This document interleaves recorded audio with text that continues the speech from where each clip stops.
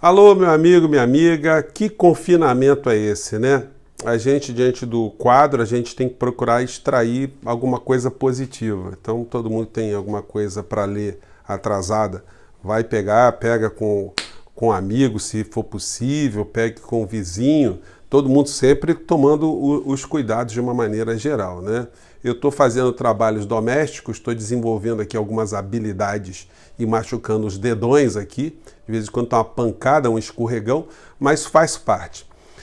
E o problema maior que todo mundo está enfrentando é o problema emocional. Aliás, se você está chegando aqui agora no Portal do José, se inscreva, ajude a gente a ampliar o nosso papo aqui, que é o bate-papo, é o bunker da crise. E aqui a gente sempre aborda temas que você certamente não vê pelos grandes meios de comunicação, pelo menos com o olhar que a gente coloca aqui, que a gente tenta transmitir para vocês. E é óbvio que a gente não pode deixar de falar sobre o pronunciamento do presidente da República. Eu fiz um vídeo logo na sequência, estava com a maior cara de sono, mas eu registrei naquele momento que o presidente cometeu crimes de responsabilidade previsto no artigo 85 da Constituição e do artigo 37, parágrafo 2º da Constituição também, porque ele foi na contramão não só do seu próprio governo, dos próprios governadores que eram aliados e que agora já começam a se conflitar todos com o presidente da República. Os prefeitos também. Não, o presidente ele está indo contra a ciência universal. Não é à toa que em determinado momento ele invoca Deus para capacitar os médicos para ter um milagre no meio dessa história. Mas milagre é um acontecimento sem causa. E isso não está acontecendo agora nessa pandemia no universo todo. Se dependesse de oração para Deus, as nações todas têm deuses diferentes, já era para esse troço ter acabado. Então, vamos rezar, tudo bem, mas vamos trabalhar concretamente para que pessoas não morram. O Comitê Olímpico Internacional adiou as Olimpíadas de Tóquio para o ano que vem, tamanha gravidade da coisa.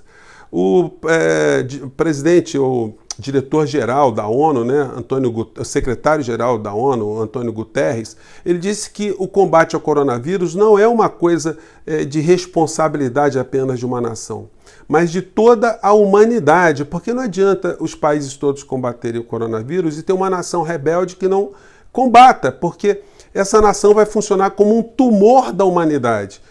Agora eu pergunto para vocês, quem é o tumor da humanidade nos dias de hoje? O Brasil. O Brasil tem o único presidente em exercício que está indo na contramão de toda a ciência do seu próprio país, que é o caso do nosso Brasil, né? Como a orientação de todo o planeta. Será que só Bolsonaro está certo?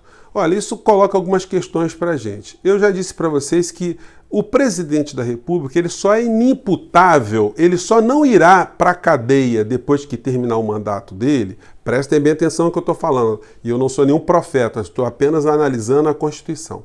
O presidente só não irá para a cadeia se ele provar que ele é um doente mental, que ele é um fronteiriço, ele é uma pessoa que sofre transtornos mentais, que ele não tem capacidade de compreender aquilo que ele está fazendo. Se isso acontecer, ao presidente será encaminhada ou será orientada uma medida de segurança. Ele vai ter que ir para o manicômio judiciário. Porque se ele não for considerado louco, ele vai ter que ser considerado criminoso. Porque o que ele está fazendo não tem desculpa. Ele não pode dizer que não está sendo advertido pela ciência, pelos secretários, pelas evidências, pelo planeta. Ele não pode dizer que ignora tudo isso depois que a gente tiver no nosso país fileiras e fileiras de cadáveres. O presidente da República, de uma forma absolutamente irresponsável, ele consegue levar junto com ele uma série de seguidores que ficam replicando as suas ignorâncias, achando que o presidente está falando alguma coisa certa.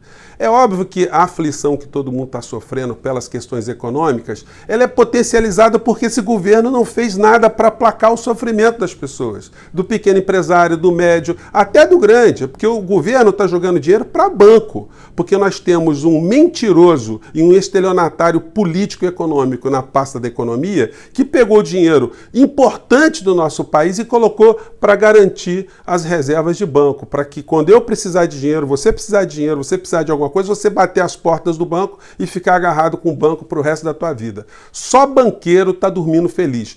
Nem os empresários, que são os puxa-sacos e vassalos do presidente Bolsonaro, estão dormindo tranquilos, porque o dinheiro para eles também não está sendo apontado. Eles estão vendo seus negócios minguarem. Muitos estão demonstrando, inclusive, a deformação de caráter que tem quando eles acham que mortes são aceitáveis nesse momento aqui do nosso país. Então, o governo não está cuidando nem da saúde e nem da economia. E só faz discurso que ele está provocando a discórdia e o desentendimento do nosso país. Existe uma visão equivocada, gente, de que o coronavírus ele só pega ou ele está atingindo fundamentalmente as pessoas de terceira idade. Isso a gente tem que analisar levando em consideração alguns fatos que eu não estou vendo nos meios de comunicação. Se vocês pegarem as estatísticas dos mortos na Europa, as faixas etárias, vocês vão ver que tem muito mais idosos. Por uma razão muito simples. Os idosos na Europa, eles fazem parte de uma parcela muito superior da sociedade em relação a países como o Brasil, que tem uma faixa infanto-juvenil muito numerosa, de uma forma muito maior do que acontece na Europa. Quem viaja para a Europa, a coisa que você menos vê são crianças. Não é à toa que os governos fazem estímulos a programas de natalidade, porque eles estão lá com esse problema já há algumas décadas. Então você tem um volume de adultos e idosos muito maior nesses países e, portanto, são os mais atingidos. Mas o coronavírus, ele não atinge somente essa faixa da sociedade. Atinge as pessoas que têm algum tipo de doença pré-existente, como vocês já ouviram falar. Mas que faixa, que doenças pré-existentes seriam essas, gente? São pessoas que têm doenças crônicas, por exemplo, doenças cardiovasculares. Quem é que no Brasil não tem doença cardiovascular depois dos 30 anos, dos 40, né?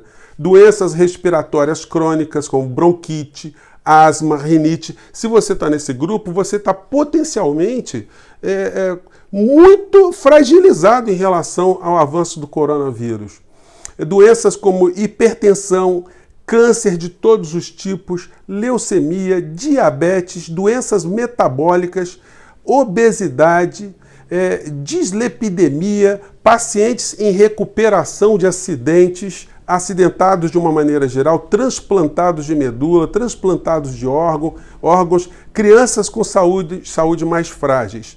Então, todas essas pessoas que estão nesse grupo, e é um número muito grande no nosso país, além das pessoas que já se encontram internadas em UTI, e vamos lembrar que dos leitos em UTI no Brasil, 95% hoje já estão ocupados por pessoas que estão fragilizadas. Então, se chega alguém com coronavírus dentro do hospital nessas circunstâncias, imaginem o estrago.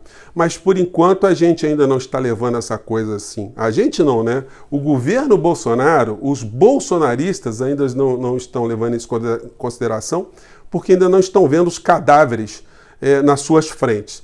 E eu até torço para que essas pessoas não tenham esse contato na vida, que não percam um parente, não percam um pai, não percam a mãe, não percam um tio, não percam uma pessoa que tem algum tipo de enfermidade na sua casa, na sua família, porque não é o tipo de lição que essas pessoas precisam tomar na sua própria carne. Elas precisam agora acordarem, né? Acordar e perceber que nós estamos diante desse dilema absurdo de ter ou um presidente que é um criminoso consciente ou um presidente que é um incapacitado mental, é um fronteiriço, uma pessoa que precisa de cuidados instantâneos e imediatos.